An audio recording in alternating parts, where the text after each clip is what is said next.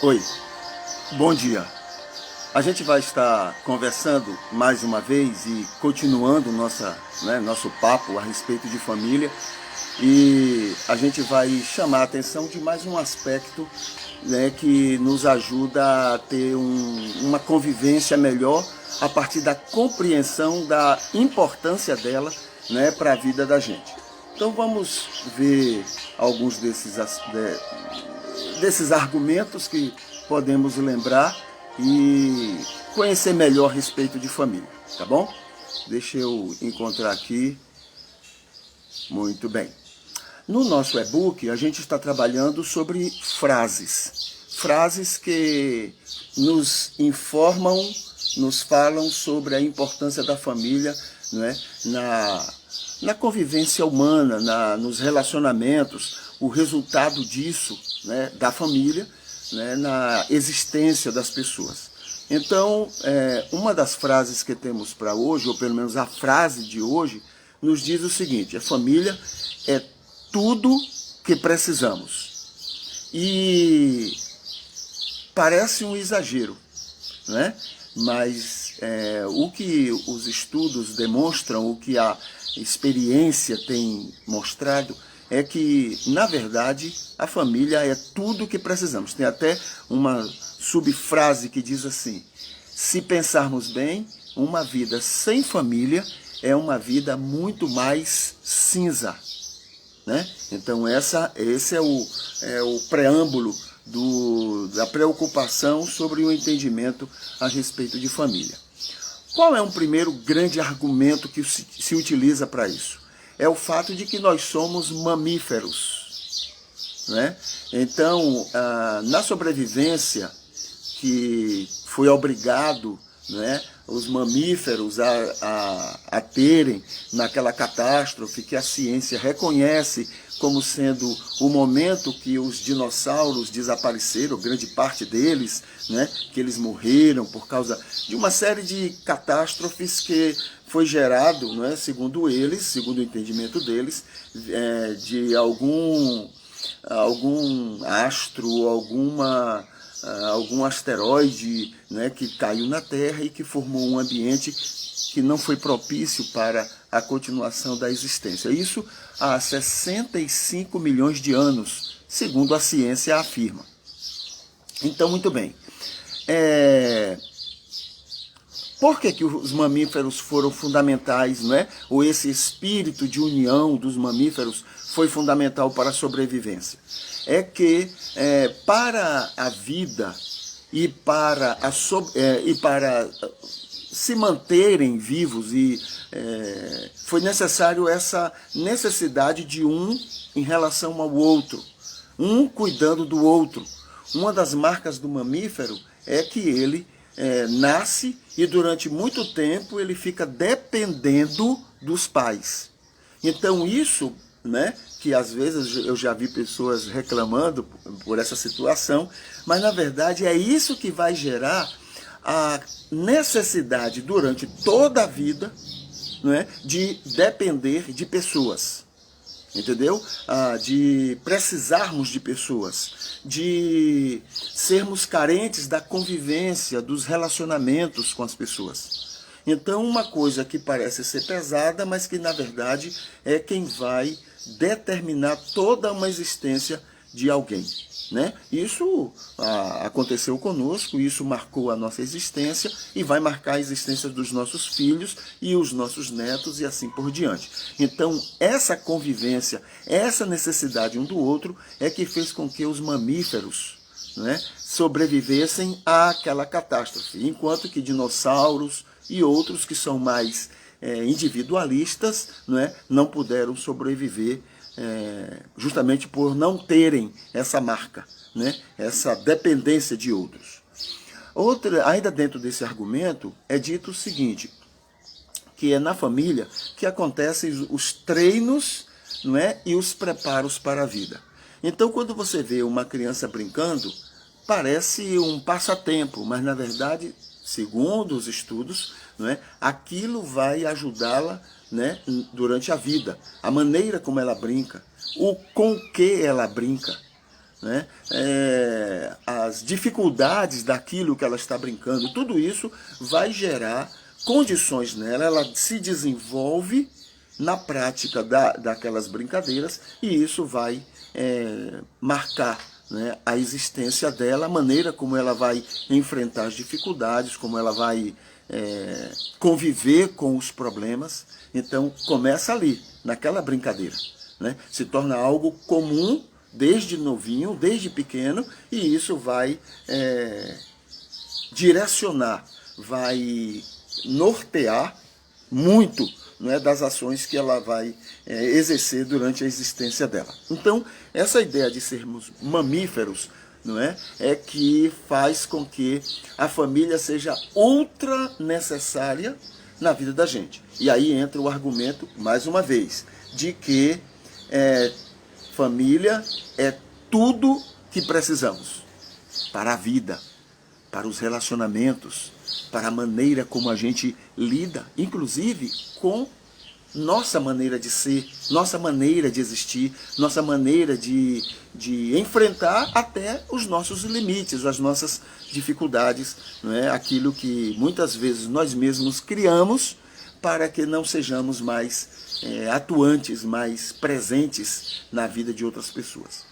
Ok, um outro argumento que é usado é o fato de que somos inteligentes. Então, a inteligência nos impulsiona a precisar mais dos outros. E isso começa na família, como já mencionei, né? Então, o fato de sermos inteligentes faz com que eu entenda que eu não consigo ser ou fazer alguma coisa sozinho. Eu preciso de alguém. Isso é uma marca de pessoas inteligentes. Entende? O saber que sua solução está no outro, sua realização está no outro, está nos outros, né? Sua sobrevivência, pronto, depende dos outros, ok? Isso é de pessoas inteligentes. Então, o fato de sermos inteligentes promove essa compreensão, não é, de que precisamos de outras pessoas. E aí começa no relacionamento familiar, certo? É por isso que existe tanto as frases que a gente já conhece por aí. Juntos somos mais fortes. E é verdade. Isso é da inteligência e isso vem do que já compreendemos nas relações familiares. Um por todos e todos por um. É outra frase que a gente já conhece e que também tem a ver com esse espírito social coletivo que o ser humano tem. Os mais inteligentes são mais altruístas. Como é que você vê a marca das pessoas inteligentes? Uma grande marca das pessoas inteligentes é que ele não é egoísta. Aliás, quanto menos egoísta ele é, mais inteligente ele fica. Entendeu? E quanto mais inteligente ele fica, menos egoísta ele é. Então, veja só, em ir em direção ao outro, não é? Isso nos dá inteligência e essa inteligência nos leva cada vez mais em ir na direção do outro. Certo? Então essa é uma marca de pessoas inteligentes. E somos inteligentes, o ser humano é inteligente e isso faz com que a família nos oriente, nos ensine a ir em busca do outro, né? Dentro desse argumento, outra palavra diz assim: crescemos mais quando focamos nas outras pessoas. Então, quanto mais eu foco no outro, quanto mais eu foco na necessidade do outro, quanto mais eu foco, né, em como eu posso ajudar o outro, como eu posso facilitar a vida do outro, mais eu me beneficio, mais eu estou crescendo, mais eu estou me desenvolvendo. Entende? Então, essa é uma marca de pessoas inteligentes. O sábio encontra falhas em si. O sábio, quando vê dificuldades, ele encontra falhas em si e busca melhorar-se. O sábio entende que quando ele muda, o mundo ao redor dele muda. Quando ele muda, as pessoas mudam. Então, em vez de ele ficar buscando a mudança no outro, exigindo a mudança do outro, ele muda e naturalmente todas as outras coisas vão mudar. E aí tem dois tipos de mudanças. Uma é a maneira como ele vai enxergar tudo. Até o erro do outro termina não sendo tanto erro, porque ele já mudou a maneira como ele está enxergando aquilo. E segundo, não é, o outro fica sem opção. Ele termina também mudando, porque houve mudança primeiro em você. Ok? Então, o sábio encontra falhas em si e busca melhorar-se. O tolo, né, o que tem ausência dessa sabedoria, o tolo falha nos outros, vê falha nos outros e reclama. Em vez de ir em busca de ele mesmo realizar alguma coisa, não, ele está reclamando, ele está encontrando no outro defeitos e ele vai viver nisso, nessa necessidade de culpar alguém por aquilo que ele está vivendo, ou vendo, ou percebendo, o que seja. Isso é do tolo, não é do sábio. Certo? Muito bem. Diante disso tudo, família é tudo o que precisamos, como mencionamos inicialmente, e faz parte da frase de hoje. É tudo o que precisamos. E sem família, a vida é mais cinza, é mais triste, é mais depressiva, é mais amarga, é menos preparada para a vida. As pessoas estão menos preparadas para a vida porque não têm família, ou por ausência de família, ou porque não reconhecem a importância da sua família, né? Isso de maneira individual e de maneira social. Os resultados são sempre negativos e cinzas, né? Usando o argumento que foi mencionado ali. E muitas vezes atuamos contra isto, né? Que é a nossa família.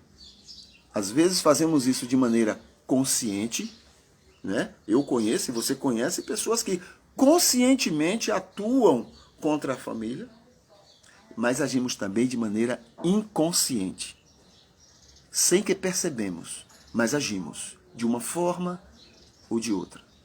Entendeu? Quer ver outra coisa? Às vezes a gente age contra a nossa família de maneira voluntária, então eu vou agir contra ela, é uma decisão, né? É voluntário, ou mesmo involuntário. A pessoa às vezes até nem quer, mas age contra a família. Percebe? E isso vai prejudicá-la.